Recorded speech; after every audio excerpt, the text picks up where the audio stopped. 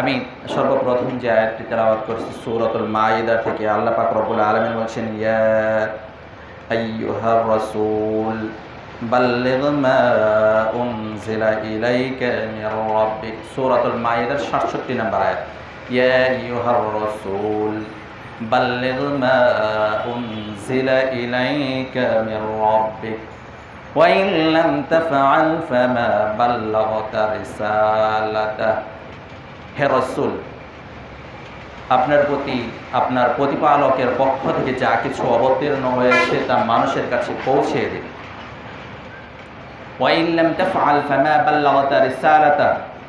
আর যদি আপনি তা না করেন, আপনার প্রতি যা কিছু নাজিল হয়েছে, যা কিছু হুকুম করা হয়েছে, যা কিছু আদেশ নিষেধ করা হয়েছে তা যদি আপনি মানুষের কাছে পৌঁছে না দেন, তাহলে আপনি রিসালাতের দায়িত্ব, নবুয়তের যে দায়িত্ব আমি আপনাকে দিয়েছি সেটা আপনি পালন করতে ব্যর্থ, আপনি সেটা পালন করলেন না।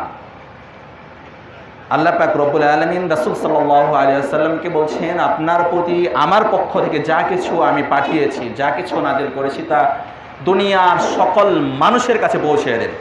শুধুমাত্র বিবি বাল বাচ্চার কাছে পৌঁছে দিলে হবে না, শুধুমাত্র সমাজবাসীর কাছে পৌঁছে দিলে হবে না, পৌঁছে দিতে হবে সারা দুনিয়ার সকল মানুষের কাছে পৌঁছে দিতে হবে।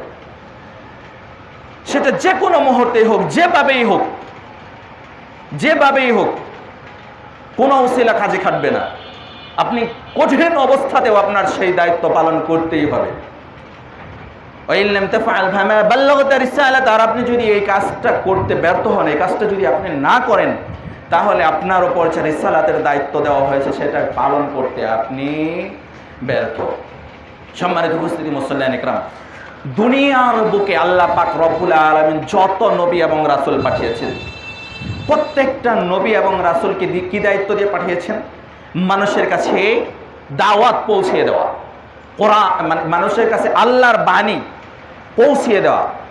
মানুষ যারা অন্যায় অপকর্মে লিপ্ত থাকবে, মানুষ যারা খারাপ কাজে লিপ্ত থাকবে, তাদেরকে সেই খারাপ কাজ থেকে ফিরিয়ে আনা, এটাই হচ্ছে প্রত্যেকটা নবী এবং রাসূলের দায়িত্ব ছিল।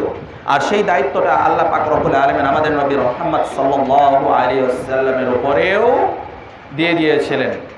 আর সেই দায়িত্ব পুঙ্খানুপুঙ্খানু পালন করতে পেরেছেন কিনা, এই জন্য আল্লাহ নবী সাল্লাল্লাহু আলাইহি ওয়াসাল্লাম কিন্তু ভীষণ চিন্তিত ছিলেন। তার জীবনের শেষ হজ, বিদায়ী হজ্জের ভাষণে লক্ষ জনতার সম্মুখে তিনি প্রশ্ন করেছিলেন, আমার ওপর রব্বুল আলামিন যে দায়িত্বটা দিয়েছেন, আমি কি পুঙ্খানুপুঙ্খানুভাবে সেই দায়িত্বটা পালন করতে পেরেছি? আমাকে যেভাবে দায়িত্ব দেওয়া হয়েছিল, আমি কি তোমাদের কাছে সেই বাণীগুলো, সেই আল্লাহ পাক রব্বুল আলামিনের আদেশ নিষেধগুলো পৌঁছে দিতে পেরেছি? উপস্থিত সকল সাহাবায়ে কেরামরা সমস্যারে বলে উঠলেন, ইয়া রাসূলুল্লাহ, আপনার উপর যে দায়িত্ব আল্লাহ পাক রব্বুল আলামিন দিয়েছিলেন, আপনি পুঙ্খানুপুঙ্খানুভাবে সেই দায়িত্ব পালন করতে পেরেছেন।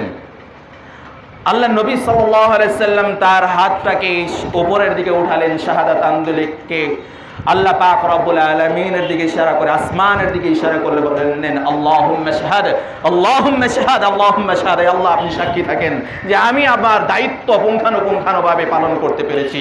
এই সাহাবায়ে কেরামরা সকলেই এই সাক্ষ্য দিচ্ছে। তো সম্মানিত উপস্থিতি মুসল্লিয়ান ইকরাম, এই দায়িত্বটা কি শুধু রাসূল সাল্লাল্লাহু আলাইহি সাল্লামের ছিল?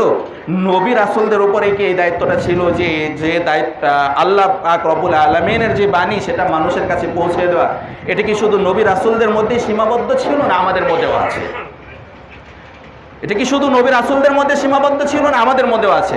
যদি নবী রাসূলদের মধ্যে সীমাবদ্ধ থাকতো, তাহলে কিন্তু আসলে এই যে আজকের এই পরিবেশটা থাকতো না, তাহলে এত ওয়াজ নসিহত কিছুই থাকতো না, মানুষ আবার গুমরা হয়ে যেত, মানুষ আবার পথভ্রষ্ট হয়ে যেত। এই দায়িত্বটা আল্লাহ পাক রব্বুল আলামিন প্রত্যেকটা মানুষের উপর, শুধু নবী রাসূলদের উপর নয়, শুধু আলেম ওলামাদের উপর নয়, প্রত্যেকটা মুসলমানের উপর, প্রত্যেকটা মুসলমানের উপর এই দায়িত্বটা আল্লাহ পাক রব্বুল আলামিন দিয়ে দিয়েছেন।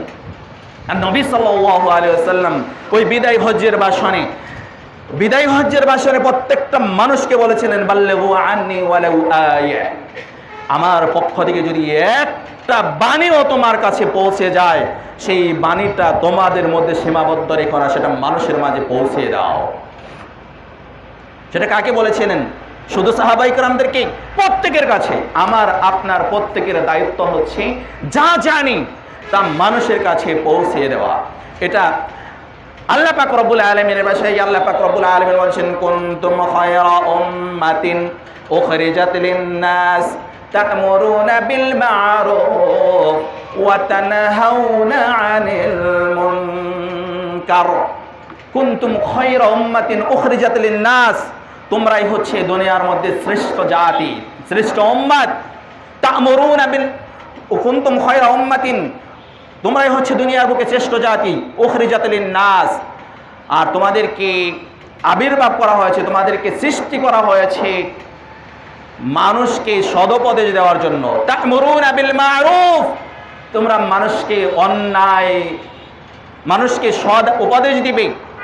ওয়া তানহাউনা আনিল মুনকার, এবং অসৎ কাজ থেকে বাধা প্রদান করবে। এটা কে বলেছেন? আল্লাহ পাক রব্বুল আলামিন বলেছেন, তা'মুরুনা বিল মা'রুফ ওয়া তানহাউনা আনিল মুনকার। এটা হচ্ছে তোমাদের প্রত্যেকের দায়িত্ব যে আল্লাহ পাক রব্বুল আলামিনের কাছ থেকে যা কিছু পাও সেটা মানুষের কাছে পৌঁছে দেওয়ার। যেখানে দেখবা আর মানুষকে সবসময় ভালো উপদেশ দেওয়ার চেষ্টা করবা, এবং অসৎ কর্ম দেখলে সেটাকে বাধা প্রদান করার চেষ্টা করবা। ওয়াতুমিনুনা বিল্লাহ, এবং আল্লাহর উপর বিশ্বাস স্থাপন করবে। সম্মানিত উপস্থিতি মুসল্লিয়ান ইকরাম,